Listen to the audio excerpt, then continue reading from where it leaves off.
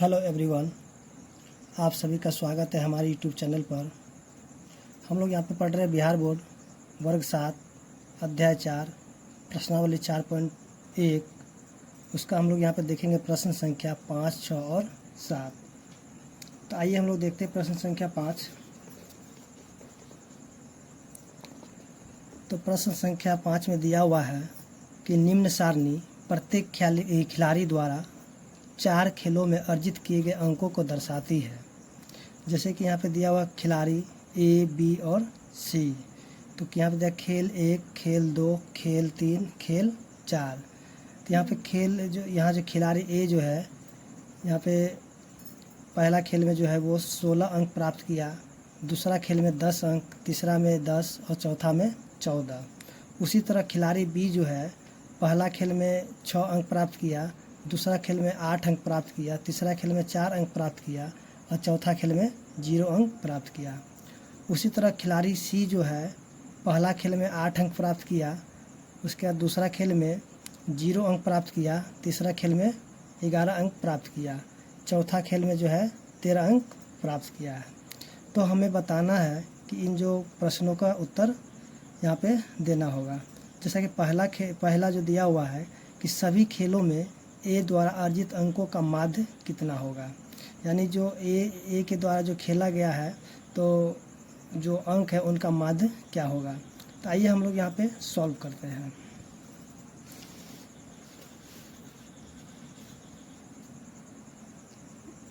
तो जैसा कि क्वेश्चन नंबर 5 का 1 नंबर दिया हुआ है कि यहाँ पे हम लिखेंगे ए द्वारा कुल अर्जित अंक।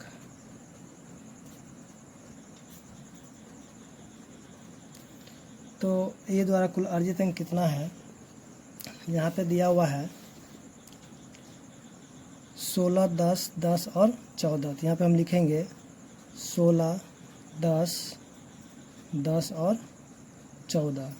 तो हमें इनका जो है माध्य निकालना होगा। माध्य मतलब क्या होता है कि औसत, यानी कि एवरेज। तो हम यहाँ पे इनका एवरेज निकालना होगा। तो यहाँ पे लिखेंगे माध्य बराबर, यानी कि ये जो कुल अर्जित अंक है तो यहाँ पे लिखेंगे कुल अर्जित अंक, कुल अर्जित अंक, अर्जित अंक का योग और बटा में कुल अंक। कुल अर्जित अंक है यहाँ पे 16 जोड़ 10 जोड़ 10 जोड़ 14 बटा में यहाँ पे अंक की संख्या कितना 1, 2, 3, 4। यहाँ पे हम 4 से इसको भाग लगाएंगे। तो इसको जब हम जोड़ देंगे तो हो जाएगा 10, 10, 20 और ये हो जाएगा 30। तो यानी कि 50 बटा में 4। तो इसको हम काट देंगे तो हो जाएगा 25 बटा में 2, यानी कि 25 बटा 2, यानी कि ये हो जाएगा 4 12। तो यानी कि ए द्वारा जो है यहाँ पे ए द्वारा अर्जित अंकों का माध्य कितना हो जाएगा 12.5 हो जाएगा। अब उसी तरह हम यहाँ पे क्वेश्चन नंबर 2 को देखेंगे कि सभी खेलों में सी द्वारा अर्जित माध्य अंक ज्ञात करने के लिए आप कुल अंकों को 3 से भाग देंगे या 4 से, और क्यों। तो हम यहाँ पे जो है सी द्वारा जो अर्जित माध्य अंक निकालने के लिए हम यहाँ पे क्या करेंगे, यहाँ पे है 1, 2, 3, 4। तो हम इसको 1, 2, 3, 4, तो यहाँ पे हम 4 से इसको भाग लगाएंगे, क्योंकि यहाँ पे जो इनके द्वारा जो है 4 मैच खेला गया है। तो यहाँ पे हम चारों अंक को जो यहाँ पे लेना होगा। तो इसका आंसर हो जाएगा 4 हो जाएगा। उसी तरह अगर इसको हम लोग सॉल्व कर लेते हैं क्वेश्चन नंबर 2 को, यहाँ पे लिखेंगे सी द्वारा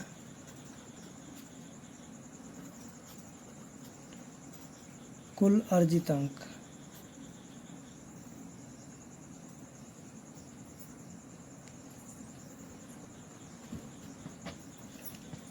यहाँ पे कुल अंकों की संख्या, कुल अर्जित अंक कितना हो जाएगा 8, 0, 11, 13। अब इनका हम क्या करेंगे माध्य निकाल देंगे। माध्य बराबर हो जाएगा, यानी कि कुल अर्जित अंक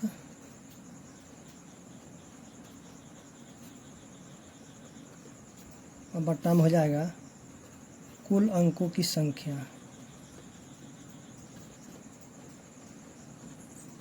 तो कुल अर्जित अंक है 8 जोड़ 0 जोड़ 11 जोड़ 13, बट्टा में हो जाएगा 4।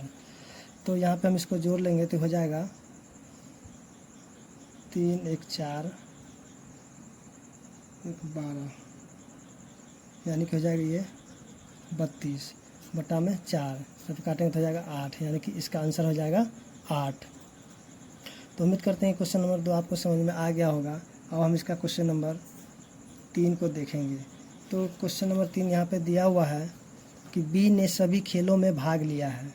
उसके बाद आप जो है उसके अंकों का माध्य कैसे ज्ञात करेंगे, यानी बी जो है सभी खेलों में भाग लिया है तो उसका हम माध्य हमें निकालना होगा, जो कि जितना भी खेल खेला है बी, तो उसको हम यहाँ पे जोड़ करके और इससे जो है 4 से हम यहाँ पे भाग लगा देंगे। तो यहाँ पे लिखेंगे जिस तरह हम क्वेश्चन नंबर 1 2 बनाए उसी तरह इसको भी हम बनाएंगे। यहाँ पे लिखेंगे बी द्वारा कुल अर्जित अंक। तो ये हो जाएगा 6 8 4 और 0। तो इसका जो माध्य हम निकालेंगे तो हो जाएगा, यानी कि कुल अर्जित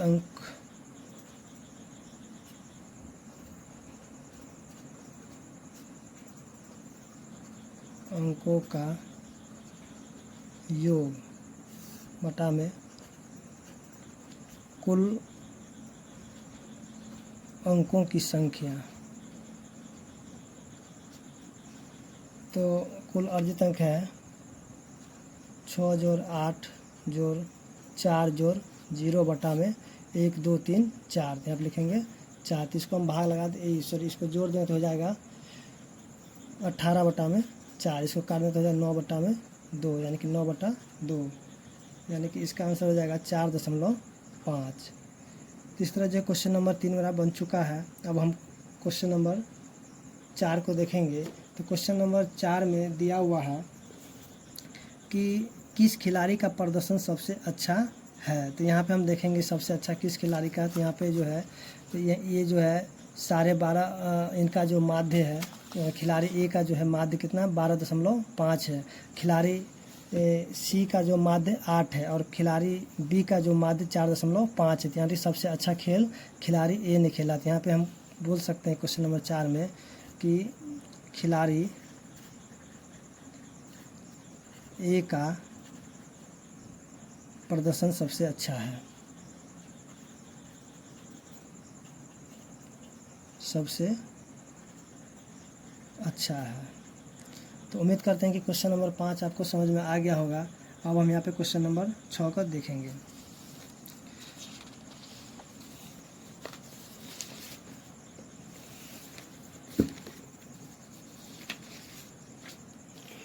तो जैसा कि क्वेश्चन नंबर 6 दिया हुआ है कि 4 क्रमागत वर्षों में एक स्कूल में विद्यार्थियों की संख्या निम्नलिखित थी। जैसा कि दिया हुआ है कि 1670, 1750, 2540, 2820। तो इस काल में विद्यार्थियों की माध्य संख्या ज्ञात कीजिए, यानी कि इनका जो हमें क्या करना होगा, औसत निकालना होगा। तो आइए हम लोग इसको भी सॉल्व कर लेते हैं।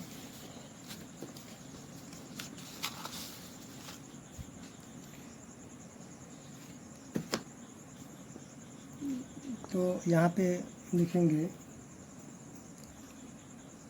स्कूल में, यहाँ लिखेंगे 4 क्रमागत वर्षों में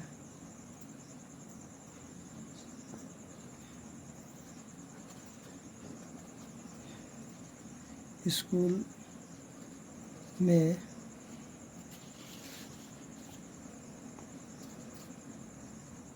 विद्यार्थियों की संख्या बराबर 1670, 1750, 2540, 2820। तो अब हम यहाँ पे माध्य निकाल लेंगे। तो यहाँ पे हो जाएगा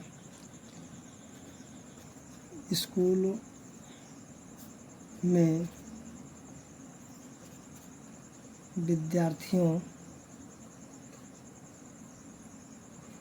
की संख्या का योग बट्टा में वर्षों की संख्या।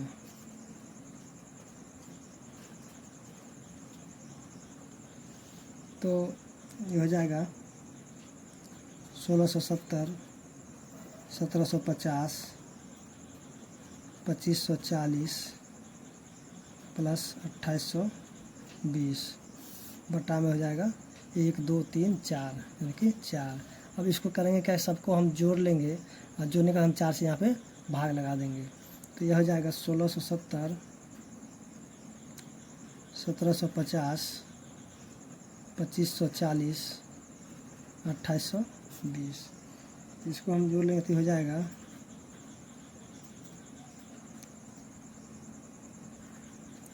यानी कि हो जाएगा 8780 बटा में 4। इसको हम भाग लगा देंगे तो हो जाएगा 4 दूनी 8, 4 एकम 4, 4 9 36, 4 पंचे 20, यानी कि 2195। इनका जो माध्य हो जाएगा 2195। तो उम्मीद करते हैं कि क्वेश्चन नंबर 6 आपको समझ में आ गया होगा। अब हम मिलते हैं अगले वीडियो में क्वेश्चन नंबर 7 के साथ। धन्यवाद।